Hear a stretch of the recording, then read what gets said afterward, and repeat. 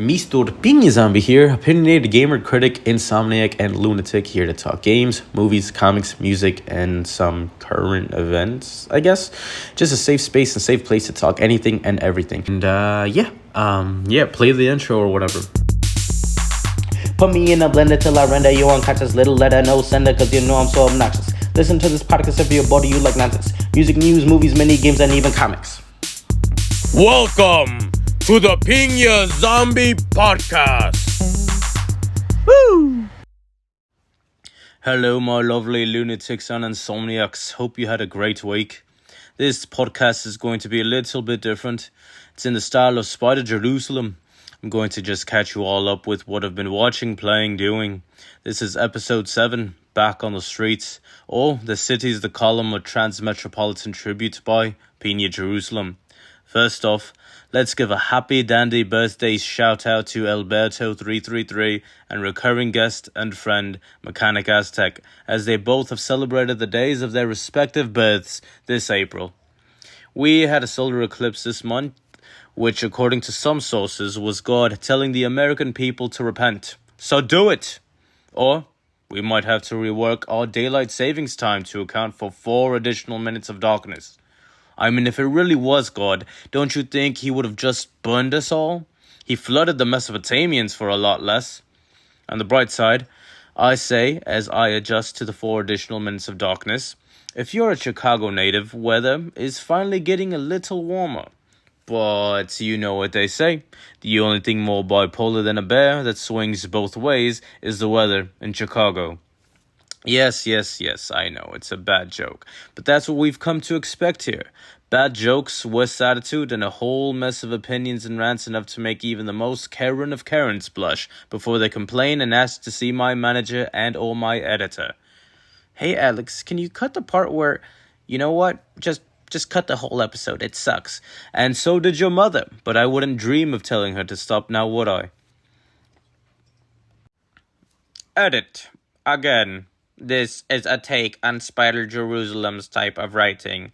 It in no way depicts the feeling, thought, and or belief of the channel in its entirety. Up your mother with an aging gravedigger shovel. And before you ask, it's both the gravedigger and the shovel that are aging, so expect a couple of rough bits in it. Anyway, it's been a while since we've talked, so share what you've been watching, hearing, doing. I'm curious to see how you all have been, and considering that there are about 10 people who listen, I feel like we're family at this point. If you have something you want me to review or opine on, let me know. If not, I will continue my didactic diatribe against most things. Because why the hell not? I'll have a little quick-fire segment here next, and might go a little deeper on future podcasts. X-Men 97. The bright spot in an otherwise deep, dark, nocturnal, black, and blotted tunnel to nostalgia. But Pina Jerusalem? What do you mean? Let me check the aeons, or should I say the anus of history, to see what sort of shit we dredge up, and get right back with you. Continuations, reboots, remakes, and reimagines, with the exception of a few bright stars such as X-Men 97, as previously mentioned, Mad Max Fury Road, personal favorite, mad favorite of mine, Hannibal with the brilliant Mads Mikkelsen and Hugh Dancy, backed by all the firepower of wordplay at the disposal of Brian Fuller's fingertips, and a very, very select other few are otherwise horrendous cash grabs, idiotic offensive joel that aren't only steps back from where we should be as a creator, but instead removed us the ability to step back by breaking both of our legs and our arms, placing us in a wheelchair, sticking us in reverse until we fly off the flat earth many of you mega intellectuals so starkly believe in. Alas, time for the quickfire segment. Shows and movies I've watched since the break. FX and Intense streamable on Hulu, A Murder at the End of the World. Fun whodunit for the newer generation with a great cast of talent. If you enjoy whodunits, watch it. Might be too Gen Z for most of you, which I'd say to a lot of you, grow up. But therein lies the problem. You're too grown up to enjoy it. Like literally, as in you're too old. But if you can widen your view, like Biden, fully opening his eyes for once instead of looking like Clint Eastwood's stunt double, you might find some entertainment in this murder mystery. Next! Multiplicity, an American classic about a man being pulled into many different directions, so in order to cope, he does the most practical thing he can. And clones? No. Duplicates? No. Multiplicates himself. And yes, I know that's not a word in the English language, but you understood, and what's more, what makes you think I'm speaking your English, you monopolizing twit? Anyway, it stars Michael Keaton, and yup, you guessed it, Michael Keaton. The lovely Andy McDowell with a brief cameo by Eugene Levy, which always brings some levity to the situation. You see what I done there? Of course you do, and you're absolutely gushing. And directed by the late and great Harold Ramis. It might not be as funny as you remember, but I still managed to laugh aloud at number 4's wild antics. Worth a watch, I'd say. Moving on.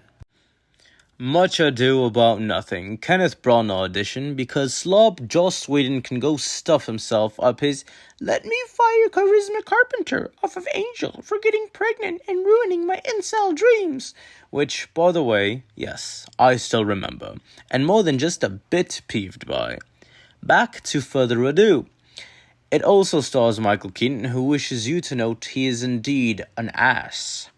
Denzel Washington, Branagh himself, Emma Thompson, and breakout role for Kate Beckinsale, who is almost absolutely unrecognizable as character hero. This is a Shakespearean adaptation, and told it was meant as a comedy.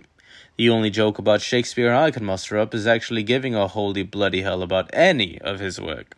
It's a bore, it's a chore, and rather spend $4 at a store than any book he's ever wrote. See, I could rhyme too. Call me Steady Javelin, the girls already do.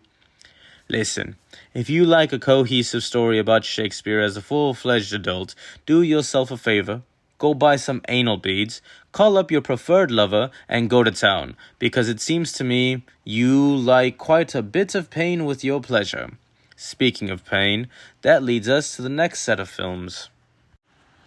Society of Snow, directed by Jota A. Boyena, Spanish director who directed the brilliant El Orfanato, is a truly heart-aching, gut-punching struggle true story of essentially a bunch of Uruguayan kids, 20-year-olds, whose plane crashes and are stranded in the Andes.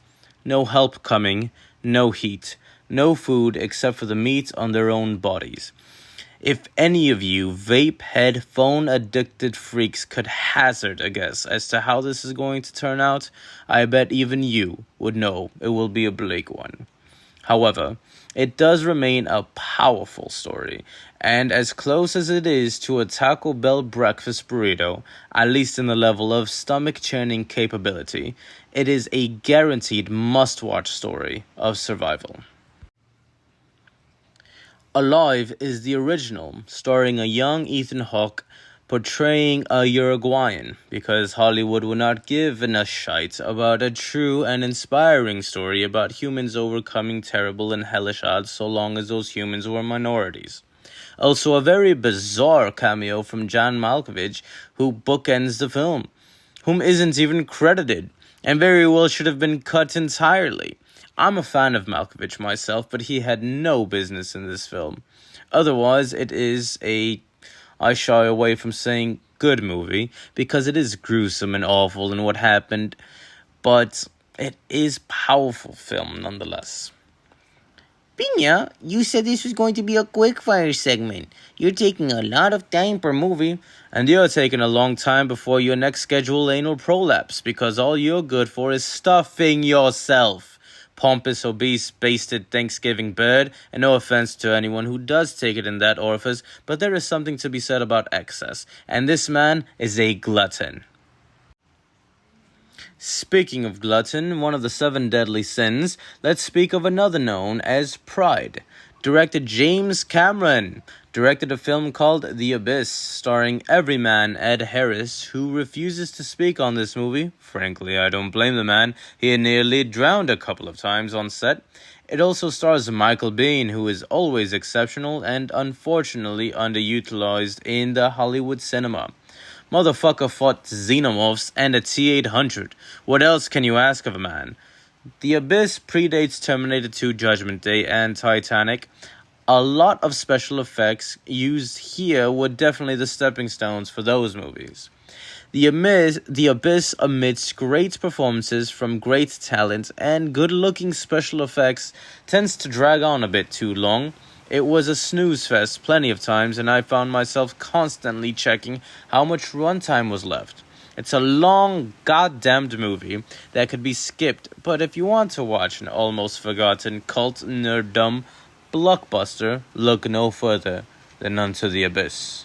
Just remember, the farther and longer you look into the abyss, it'll look into you. Apparently, some bullshit like that. Guy Ritchie, my mad bloke from along the way, has gotten recognition for tough guy British sleek gangster movies like Snatch and Lock, Stock and Two Smoking Barrels.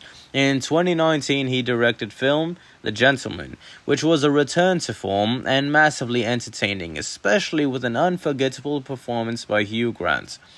With The Gentleman doing great, it's only obvious that he follows it up with a bloody Netflix television series. Yes, not a sequel, but a show. And it's absolutely about almost none of the characters in the movie. It seems to be inspired by the movie in the simplest and most loosest of ways, and I'm saying looser than a priest at the Vatican after a couple of too many shots of wine, bent over and ready for Christ, screaming, "Jesus Christ!" With that being said, it's enjoyable, quick-witted, it does its job of being entertaining, it was good for what it was. It plays like all the hits of Guy Ritchie isms, poikies, boxes, and a lot of wordplay combined with unique characters, and it's always good to see Vinnie Jones being, well, a fucking right badass as per usual. If you have nothing to do, and you love Guy Ritchie and have rewatched all of his stuff, from Snatch to Lock, Stock to Revolver to Gentleman to Rock and Roller 100 times, and want something along those lines that lingers a bit too much like a Midwestern friend who can't quite say goodbye, then this here's for you. It's not as tight as one of his films, but for Ritchie fans, it does a satisfactorial job. Like a garbage man, he puts the work in, but it doesn't mean you're going to pat him on the back on account he smells like shite. Not saying these actors don't bathe, just saying no back pats. Finally got round to Loki Season 2, best television series Marvel has put out in recent memory.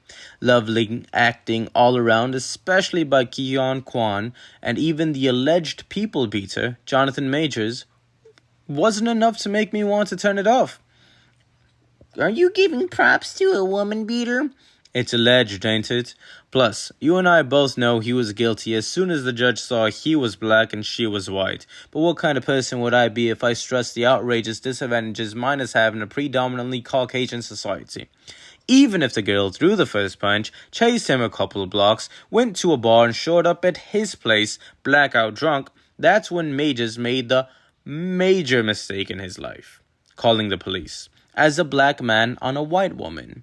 What a tosser. Anyway, Tom Hiddleston is great in this, along with Owen Wilson, Wunmi Masako, and the always lovely Tara Strong. The Loki team, both on and off screen, found a way to give a solid ending to a morally grey individual. It does close the book on the series well, so if they don't make a season 3, it still ends with a satisfying full circle-ish end that fans and viewers deserve. And the piece de resistance, as in the piece you should resist watching, seeing, is The Marvels. This is a bad film. Bad CGI, bad villain, horrible use of Samuel L. Jackson and Nick Fury. But I will say it is an entertaining movie. See, a film has heightened quality and finesse. This is a popcorn movie. Brie Larson, Iman Vellani, and Teyonah Parris carry strong. If you didn't already know the Marvels were powerful, this movie shows it because they carry the weight of this very flat, very non-film on their backs. Their chemistry on screen is infectious, and you can tell there was an accumulation of laughs along the way while making this one. It's nothing I'd pay to watch, but the women in this do the most with what little they had to work with. Best parts of the movie is when they're just talking to each other and hanging out. Plus, it thankfully doesn't overstay its welcome, as it thankfully comes under the 2 hour mark.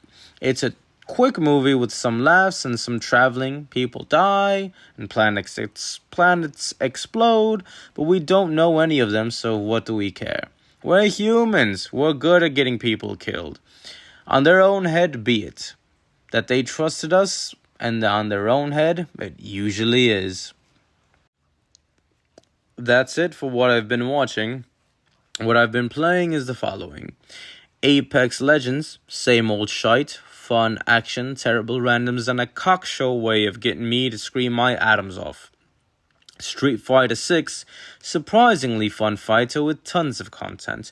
Old art direction was always better and hand drawn, but this new one sort of grows on you, like a skin tag. It is unwelcome, sure, but over a couple of years you just get used to it. Bound by Flame, Spider's developer from the Xbox 360 days, like a dollar store version of Dragon Age. Fine enough, short enough, and the best worst dialogue I've heard in recent memory. So awful, it's enjoyable, and had me play until the end. Last game is another from Spiders called Steel Rising, a Soulsborne game in England during the late Let the Meat Cake days, whenever the fuck that was.